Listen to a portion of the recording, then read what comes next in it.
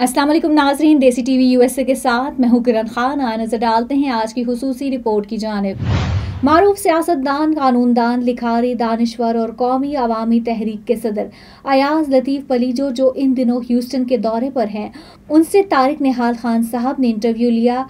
आइए इंटरव्यू देखें ताकि हम अपने मेहमानों के बारे में मजीद जान सकें जो हमारी मादरे वतन से आए हैं। पलेजो साहब, सिर्फ अपने बारे में थोड़ा बता दीजिए, जो लोग आपको नहीं जानते, वैसे तो सब जानते हैं, अपनी पार्टी के बारे में बता दें। That's it. सर, मैं एक सिविल इंजीनियर हूँ। मैंने आगाज़ सिविल इंजीनियरिंग से किया और बीई की मेहरान यूनिवर्सिटी से। मैंने एलएलबी की, फिर मैंने एलएलएम किया, उसमें मेरी फर्स्ट पोजीशन थी पूरी सिंध में और सिंध यूनिवर्सिटी से। और फिर मैंने एनवायरनमेंट एंड डेवलपमेंट में ग्रेजुएशन की, वो मुझे degree university of British Columbia Vancouver Canada से मिली। और मैंने मास्टर्स किया रूरल डेवलपमेंट में, वो Sindh university Wye college London, एक जॉइंट प्रोग्राम था। और मैं इस वक्त प्रैक्टिसिंग लॉयर हूँ, सुप्रीम कोर्ट ऑफ पाकिस्तान का राइटर भी हूँ। और उसके अलावा कौमी अवामी तहरीक का मैं इलेक्टेड प्रेसिडेंट हूँ। कौमी अवामी तहरीक, इसको अगर अंग्रेज़ी में ट्रांसलेट करें तो नेशनल पीपल्स मूवमेंट की आइडेंटिफिकेशन या उसकी पहचान ये है कि हम कई डिकेड से पाकिस्तान भर के लोगों की इन समाजी, सियासी, जमहूरी और इंसानी आज़ादियों के लिए, उनके हुकूक के लिए, पाकिस्तान में बराबरी के लिए, सिंध के अवाम के ख़िलाफ़ होने वाले इस्तेहसाल, करप्शन और जुल्म और जबर के ख़िलाफ़, और पाकिस्तान भर के लिए इसलिए कह रहा हूँ कि मैं टोबा टेंसिक भी जाता हूँ, जंग भी जाता हूँ, फैसलाबाद भी जाता हूँ, पेशावर और पिंडी भी जाते हैं। और इसलिए हम पाकिस्तान के लोगों को जोड़ के रखना चाहते हैं। मगर जो करप्ट निज़ाम है, ये जो डिस्पैरिटी है, ये जो कॉन्फ्लिक्ट है और टकराव है, और ये जो करप्शन है, और ये जो हेजमोनी है मखसूस लोगों की पूरे पाकिस्तान पर, और जो असम्बलियाँ आपकी फ़कत बहस मुबाहसे के लिए बन गई हैं और उनसे कोई भी अवाम दोस्त उनमें से डिसीजन मेकिंग नहीं हो रही। और सिंध को तो 2009 से आज तक कोई 18-19 साल सिंध को हवाले कर दिया गया है एक मखसूस ग्रोह के, क्योंकि वो पंजाब में जो पीटीआई और पीएमएलएन का टकराव है, उसमें पीपल्स पार्टी एक एक्सेसरी या बेनिफिशरी का किरदार अदा करती है। अगर आपको नवाज लीग को सपोर्ट करवानी है तो पीपल्स पार्टी उसके साथ खड़ी होगी, और अगर माजी में 2018 में पीटीआई को सपोर्ट करवानी है तो पीपल्स पार्टी हिदायत के तहत उनके साथ खड़ी होगी। पीपल्स पार्टी तो एक इस किस्म की चीज़ है जिसको हिदायत पे किसी के साथ जोड़ दिया जाए मफादात के एक्सचेंज में। इसलिए पीपल्स पार्टी की क़यादत से भी मेरी गुजारिश है कि वो भी अपना किबला और अपना रास्ता दुरुस्त करें और आवाम के साथ जुड़ें। आवाम में शदीद बेचैनी है। ठीक, पलेजो साहब, I'd like to thank you. I'm Tariq Khan. We have a Pakistan Chronicle आपके पास पढ़ा हुआ। I have gone through your newspaper. हाँ, Pakistan Chronicle is we've been publishing it since last 26 years, and Desi TV USA we've been doing it 2016. So we are almost 10 years old. So I want to thank you for that and giving हमें आपने time दिया, मैं उसका बड़ा मशकूर और ममनून हूँ। What is your message for the Pakistani American community living in USA? That's my last just little comment. We appreciate your contribution and we hope that you would keep raising the voice for the people of Pakistan. What I expect from the diaspora, Pakistani diaspora and overseas Pakistanis, they have been living a wonderful life, but they should think about the people they have left behind, and those people who are living a miserable life. At the verge of this new century, we live in one of the worst governed regions of the world, and neo-colonialism and corruption have played havoc with people of Pakistan. So they should come forward, they should raise voice, they should ask the ruling governments to get rid of corruption, get rid of injustice, and our citizens in entire Pakistan, especially in backward and rural areas of Sindh, KPK and Balochistan, should be given the basic rights, basic amenities. People have been just dying because of hunger and waterborne diseases, and people are not getting proper representation in jobs. People don't have a means of survival. They should be given those opportunities, and the people who have been involved in corruption and destroying the socio-economic fabric of Pakistan should be brought to justice, and our courts and our parliament should play a role for that. कल आपका माशाल्लाह हमने Quaid-e-Azam foundation में आपकी बड़ी ज़बरदस्त speech सुनी थी रिगार्डिंग जिना लेगेसी। जितना अच्छा आपने जिना को पेश किया है, मैंने आज तक इतनी अच्छी प्रेजेंटेशन देखी नहीं कभी। So I was very much inspired आपके, बल्कि डॉक्टर आसिफ कदीर के भी बड़े अच्छे कमेंट हैं। We been talking after your speech कि यार माशाल्लाह ही हैज डन अ वंडरफुल, इतना अच्छा जिना को किसी ने पेश नहीं किया। तो कायद-ए-आज़म लाइब्रेरी और कायद-ए-आज़म फाउंडेशन के लिए it's an honour for everybody. तो जिना की लेगेसी की तो बात हो गई, सर कुछ पाकिस्तान के बारे में बताइए। आपके पाकिस्तान में क्या होने वाला है? वो आपका वाली बात भी अच्छी है कि भाई भाई भाई तो कर रहे हो, लेकिन आगे तो भाई के लिए करोगे क्या आप? तो प्लीज जनाब देखें, पाकिस्तान किसी एक मकतबा फ़िक्र या एक नुक्ता नज़र या एक साईं ही साईं चो तो ये जो ठक ठक पे थे सर, थोड़ा सा 10 मिनट दे दिए, बड़ी मेहरबानी हो। पाकिस्तान किसी एक मकतबा फ़िक्र, एक नुक्ता नज़र, एक ज़बान या एक सूबे का मुल्क नहीं है। पाकिस्तान 25 करोड़ बल्कि अब 26 करोड़ हो चुके होंगे उन पाकिस्तानियों का मुल्क है बेशक, और 4 सूबों के लोगों का मुल्क है। और उन 4 सूबों में अपनी हज़ारों सालों की तारीख रखने वाली अक़वाम बसती हैं। सिंधी हों, पंजाबी हों, बलोच हों, पश्तून हों, उनकी हज़ारों सालों की तारीख है। अब वो एक फेडरेशन में शामिल हैं और उस फेडरेशन की पहली करारदाद सिंध असम्बली ने मंजूर की। तो वो सिंध पाकिस्तान का उतना ही ओनर है जितना कोई और सूबा है। और सिंध में बसने वाले तमाम लोग, कोई भी ज़बान बोलते हों, सिंधी बोलें, उर्दू बोलें, पंजाबी बोलें, पश्तो बोलें, जो डिकेड से वहाँ रहते हैं, उनके मफादात सिंध से भी जुड़े हैं, पाकिस्तान से भी जुड़े हैं। अब पाकिस्तान में ये जो तरीक़ेकार है गुज़िश्ता 60-70 सालों से कि वफाक की एजेंडा में छोटे या दीगर सूबे शामिल नहीं होते, इसके नताइज हमने भुगते हैं बांग्लादेश की सूरत में। और इस वक्त जो एक टकराव का माहौल है बलूचिस्तान में और खैबर पख्तूनख्वा में, अब वही टकराव का माहौल पैदा करने की कोशिश की जा रही है सिंध में।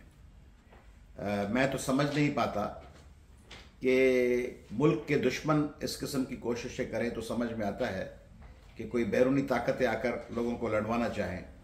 मुझे ये नहीं समझ आता कि वफाक में बैठी हुई हुकूमत और पाकिस्तान के पावरफुल कॉरिडोर्स वो क्यों टकराव पैदा करवाना चाह रहे हैं। यानी जब जोड़ने की ज़रूरत हो, आलमी ताकतें आपके दर पे हों, आपका घेरा तंग किया जा रहा हो, IMF आपको डिक्टेट कर रहा हो, वर्ल्ड बैंक, इंटरनेशनल मॉनिटरी इदारे दूसरे, और चाइना और पाकिस्तान के, अमेरिका के टकराव में आप निशाना बन रहे हों, आपके बॉर्डर्स पे कशीदगी हो, इंडिया की तरफ से भी और फिर ईरान और अफ़गानिस्तान के बॉर्डर पे भी, और चीन अमेरिका आपस में टकराव में हो, दूसरी तरफ दीगर इश्यूज़ हों इंटरनेशनल, यूक्रेन का, गज़ा का।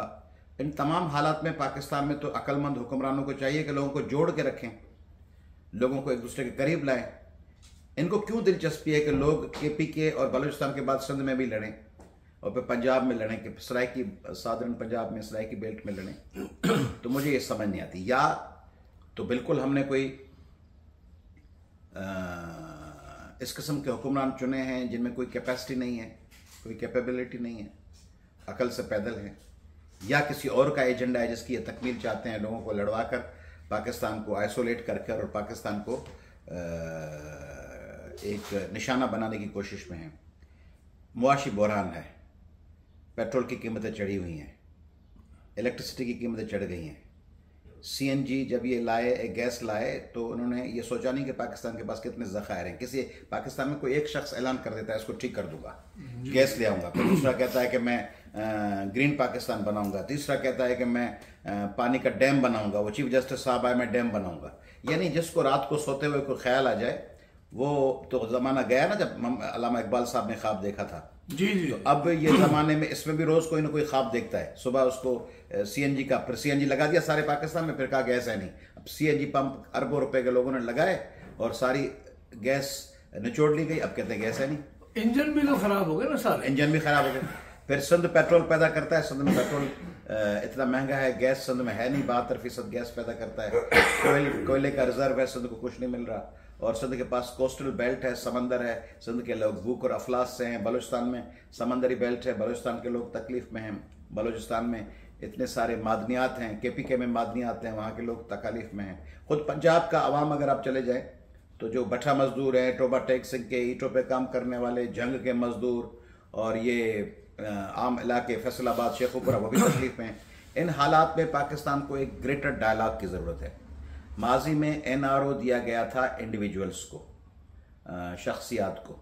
मैं समझता हूँ ये नेशनल रिकन्सिलिएशन एंड ट्रुथ,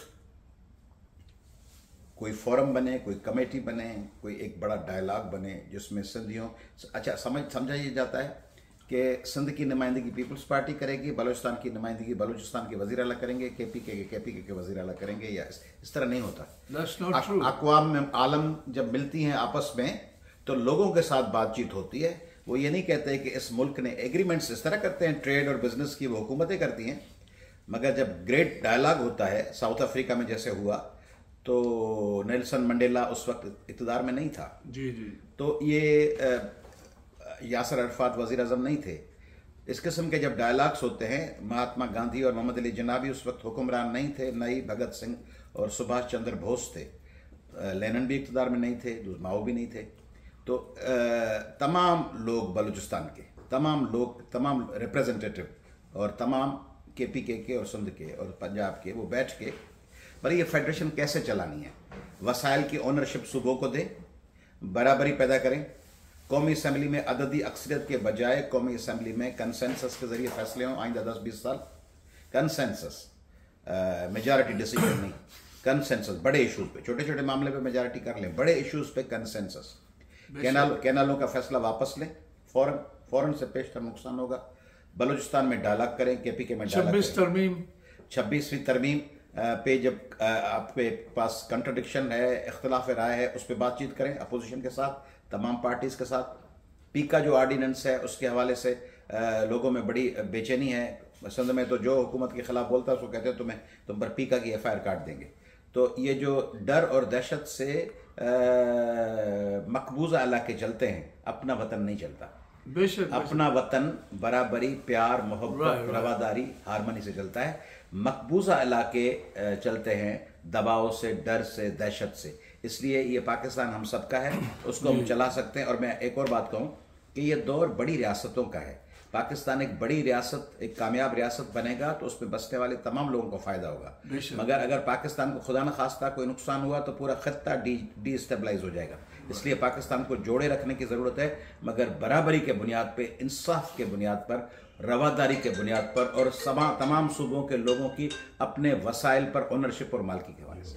बेशक। मैं बल्कि एक चीज आपकी मतलब आपकी जो कायद फाउंडेशन में, जो कायद लाइब्रेरी में जो स्पीच थी, उसमें आपने एक बड़ी अच्छी बात कही कि भाई की बात करते हैं लेकिन भाई को भाई का राइट नहीं देते। तो हम लोग बेसिकली, हमारा मुल्क we are in sharia violation, हम अपने शरई तौर पे अपने हुकूक इबाद की वायलेशन में। बिल्कुल। और वो मुल्क जो इस्लामी जमहूरियत पाकिस्तान जो इस्लाम के नाम पे बना था, उसमें शरीयत की वायलेशन हो, that doesn't make any sense.